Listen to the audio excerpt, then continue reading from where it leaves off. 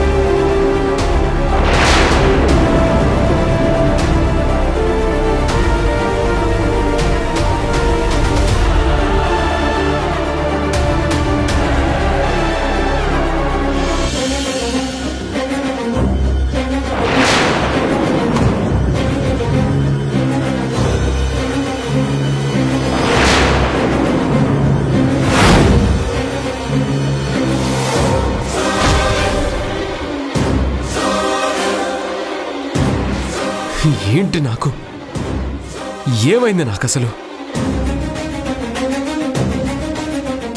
ఎవరెవరో జ్ఞాపకం వస్తున్నారు. అసలు ఆ మనుషులెవరో తెలీదు. రుద్రాణి నా భార్య అని చెప్తూ ఉన్నా నేనెందుకు యాక్సెప్ట్ చేయలేకపోతున్నాను? తనొచ్చి నన్ను పట్టుకుంటే ఏదో పరాయి మనిషి పట్టుకున్న ఫీలింగ్ వస్తుంది. అసలు నాకేమైంది?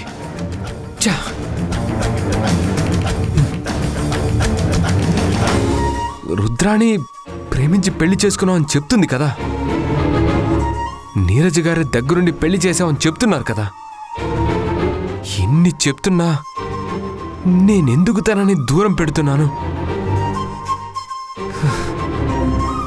తనను తాకితే ఎందుకు నాకు మనసులో ఏదో తెలియని అలజడి కలుగుతోంది. అసలు ఏమైంది? నా గతమేంటి? ఇప్పుడు నేనున్నదంతా కరెక్టేనా? ఎందుకు నేను ఇంట్లో అడ్జస్ట్ కాలేకపోతున్నాను?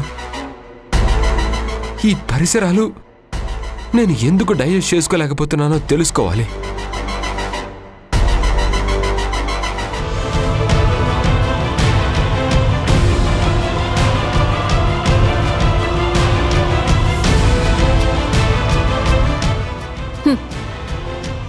ఏంటిది? నా రెసిగ్నేషన్ లెటర్.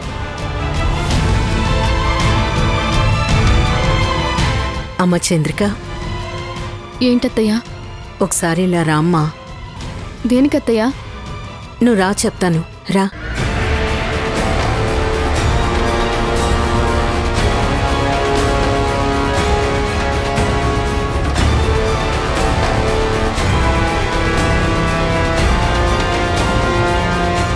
నమస్కారం అమ్మా. నమస్కారం అండి.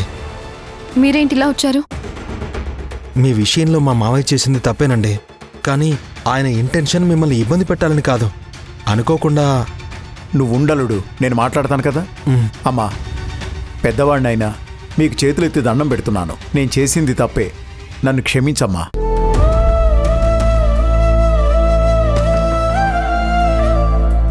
నిజానికి నేను నీ గురించి అలా మాట్లాడి ఉండకూడదు. అలా మాట్లాడడానికి కూడా ఒక కారణం ఉందమ్మా. ఇదిగో, వీడు నా మేనల్లుడు. చిన్నప్పటి నుంచి నా దగ్గరే పెరిగాడు. నా కొడుకైనా అల్లుడైనా అన్నీ వీడేనమ్మా. నా కూతుర్నిచ్చి పెళ్లి చేశాను. వాళ్ళిద్దరూ చిలకా గోరింకల్లా కాపురం చేసుకుంటూ నా కళ్ల ముందు కలకాలం సంతోషంగా ఉంటారనుకున్నాను. కానీ ఆ భగవంతుడు అన్నీ మనం అనుకున్నట్టే చేయడు కదా. ఒక యాక్సిడెంట్లో నా కూతుర్ని నా నుంచి దూరం చేశాడు.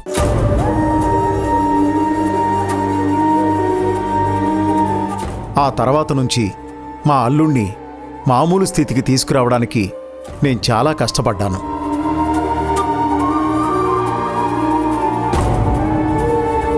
తననైతే డిప్రెషన్ నుంచి బయటికి తీసుకురాగలిగాను, కానీ నా కూతురి ఆలోచనల నుంచి మాత్రం దూరం చేయలేకపోయాను.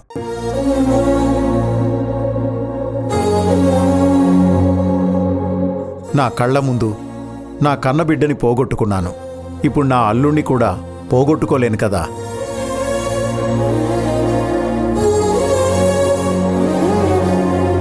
ఎలాగైనా తన జీవితం బాగు చేయాలని చాలా ప్రయత్నాలు చేశాను. కానీ తనేదీ వినలేదు. పెద్దవాడిగా, ఒక తండ్రిగా నా ఆలోచన కరెక్టే అని నేను అనుకుంటున్నాను. కాకపోతే నీ విషయంలోనే కాస్త తొందరపడ్డానమ్మా. వెనక ముందు ఆలోచించకుండా నీ గురించి తప్పుగా మాట్లాడాను. దాని వెనకాలన్న కారణం మాత్రం నిన్ను అవమానించాలని మాత్రం కాదు. వీడి జీవితాన్ని బాగు చేయడానికి నేను చేసిన ఒక చిన్న ప్రయత్నం. ఎందుకంటే నిన్ను చూడగానే నా మనసుకి నా బిడ్డలా అనిపించావు.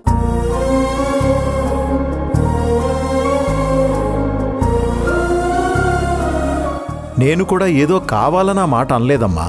కనీసం వాడి ఆలోచన ధోరణి ఇప్పుడు ఎలా ఉందో తెలుసుకోవాలని గబుక్కు నీ గురించి మాట్లాడాను. ఆ క్షణంలో నీ యొక్క ఆత్మాభిమానాన్ని దెబ్బతీస్తున్నట్టుగా నేను భావించలేదమ్మా. ఆ ఆలోచనే నాకు రాలేదు. నా అల్లుడు నేను చేసింది తప్పని గుర్తు చేశాక గాని నేను చేసిన తప్పేంటో నాకు తెలియలేదు. అందుకే తనతో పాటే నేను కూడా నీ క్షమాపణ చెప్పాలని వచ్చానమ్మా. దయచేసి పెద్ద మనసు చేసుకుని నన్ను క్షమించమ్మా. చంద్రిక గారు, మా ఆఫీస్లో ఏది జరిగినా దానికి పూర్తి బాధ్యత నాది. నేనెప్పుడూ ఆడవాళ్ళని గౌరవిస్తాను. నా కంపెనీలో పనిచేసే ప్రతి ఎంప్లాయీ అక్కడ ఒక ఉద్యోగస్తులుగా ఫీల్ అవరు. నా కంపెనీలో భాగస్వాములుగా ఫీల్ అయ్యేలా చేస్తాను. అది నా ఏమండి. ఎవరి మనసుకు నచ్చింది వాళ్ళు నిర్భయంగా చెప్పే ఫ్రీడమ్ ఇస్తాను. అలాగే ప్రతి ఒక్కరి ప్రైవసీని నేను డిస్టర్బ్ చేయాలని అనుకోను. మా మామయ్య గారు చేసిన తొందరపాటు పనికి నేను కూడా చాలా ఫీల్ అవుతున్నాను. ఇక నుంచి మీ గౌరవానికి భంగం కలగకుండా చూసే బాధ్యత నాది. అమ్మా, మీరైనా మీ కోడలికి కాస్త నచ్చజెప్పండి. నేను నా అల్లుడి విషయంలో ఎంత ఫీల్ అవుతున్నాననేది మీరు ఒక అత్తగారిగా ఆలోచించండి. నేను చేసింది తప్పే, ఖచ్చితంగా అది నేను ఒప్పుకుంటున్నాను. కానీ ఈ కారణం మీద మీ కోడలు జాబ్ మానేస్తే ఒక ఆడపిల్లని బాధపెట్టి పంపించేశానన్న బాధ నాకు ఉండిపోతుందమ్మా. దయచేసి మీరొక్కసారి ఆలోచించండి. చూడండి, నేనెవ్వరినీ ఇబ్బంది పెట్టను. ఎవరి ఇష్టాలనైనా సరే నేను గౌరవిస్తాను. మీకు మనస్ఫూర్తిగా నచ్చితే నిర్మోహమాటంగా ఆఫీస్కి రండి. జరిగిన దాంట్లో నా తప్పుందని తెలుసుకున్నాను కాబట్టే ఇంత దూరం వచ్చి నేను మీ క్షమాపణలు చెప్తున్నాను. నేను సారీ చెప్పినందుకు మీరు ఆఫీస్కి రావాల్సిన పనిలేదు. మీ మనసుకి పూర్తిగా రావాలనిపిస్తేనే రండి. నా మీద నమ్మకం ఉంటేనే రండి. ఉంటానండి. పదండి మావయ్య. వెళ్ళొస్తామమ్మా.